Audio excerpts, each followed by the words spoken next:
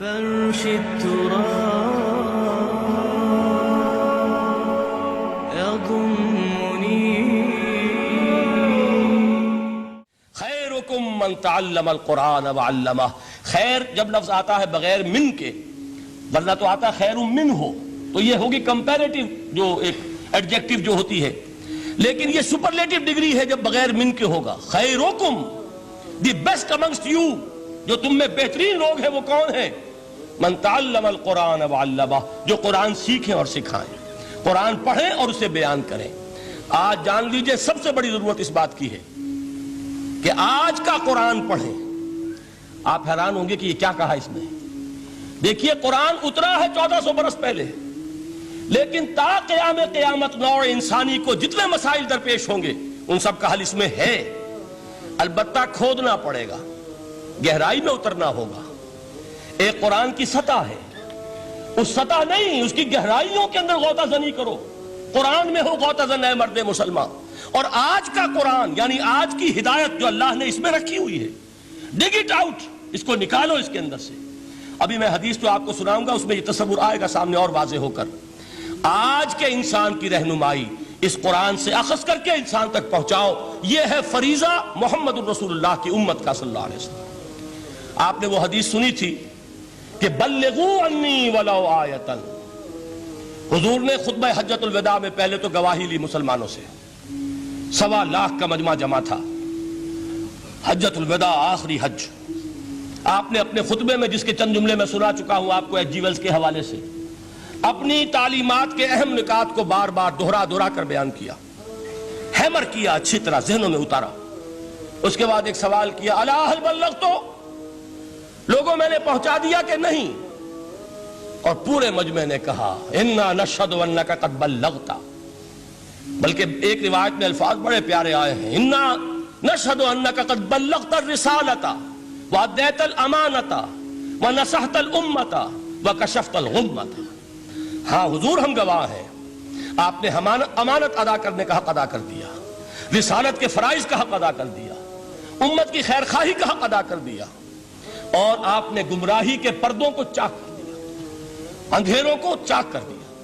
3 مرتبہ حضور نے سوال کیا، 3 مرتبہ جواب لیا. پھر آپ نے نگاہ آسمان کی طرف اٹھائی، انگشت شہادت سے 3 مرتبہ اشارہ کیا، اللہم اشہد، اللہم اشہد، اللہم اشہد. اے اللہ تو بھی گواہ ہے، یہ مان رہے ہیں کہ میں نے یہ قرآن ان تک پہنچا دیا. یعنی جسے آپ انگریزی میں کہتے ہیں سائی آف ریلیف، کہ ایک بڑا بھاری بوجھ آ پڑا تھا، بڑی ذمہ داری تھی. انا سنلقی علیک قولا ثقیلا. اے محمد ہم آپ پر ایک بڑی بھاری بات ڈالنے والے ہیں. اے اللہ گواہ ہے کہ وہ بوجھ میرے کاندھے سے اتر گیا. یہ تسلیم کر رہے ہیں کہ میں نے حق امانت ادا کر دیا. تیری امانت تھی میرے پاس یہ کلام، اللہ کا یہ پیغام انسانوں کے لیے نازل ہوا محمد پر صلی اللہ علیہ وسلم. تو امانت کا بوجھ کس کے بارے گرا، کس کے کاندھے پر ہے؟ حضور کے.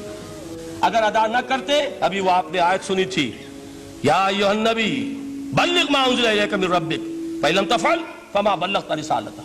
یا ایھا الرسول، اے رسول صلی اللہ علیہ وسلم پہنچا دیجئے جو کچھ نازل کیا گیا ہے آپ پر آپ کے رب کی طرف سے، اور اگر بالفرض آپ نے ایسا نہ کیا تو امانت کا حق ادا نہیں ہوگا، رسالت کا حق ادا نہیں ہوگا. حضور نے پہنچا کر گواہی لے کر جیسے کہ ایک اطمینان کا سانس لیا، اللہم اشہد، اللہ تو بھی گواہ ہے. اس کے بعد آپ نے فرمایا تھا وہ چھوٹا سا جملہ جو آپ میں سے ہر شخص بآسانی یاد کر کے اٹھ سکتا ہے، فَلْيُبَلِّغِ الشَّاهِدُ الْغَائِبَ. اب پہنچائیں وہ جو یہاں ہیں ان کو جو یہاں نہیں ہیں. اس لیے کہ میری رسالت پوری نوع انسانی کے لیے ہے. وقت فرصت ہے کہاں، کام ابھی باقی ہے، نور توحید کا اتمام ابھی باقی ہے. ابھی تو ہند تک یہ پیغام جانا ہے، چینیوں تک جانا ہے، ابھی یورپ میں اس پیغام کو پہنچنا ہے. دی اذانیں کبھی یورپ کے کلیساؤں میں، کبھی افریقہ کے تپتے ہوئے صحراؤں میں. یہ کون کرے گا؟ اے امت محمد، یہ ذمہ داری اب تمہاری ہے صلی اللہ علیہ وسلم. اسی کو آپ نے مزید تاکیداً فرمایا، بلغوا عنی ولو آیۃ. میرا کوئی امتی بھی اس سے بالکل فارغ نہ رہ جائے، بالکل محروم نہ رہے. ایک آیت بھی پہنچا سکتا ہو تو پہنچائے.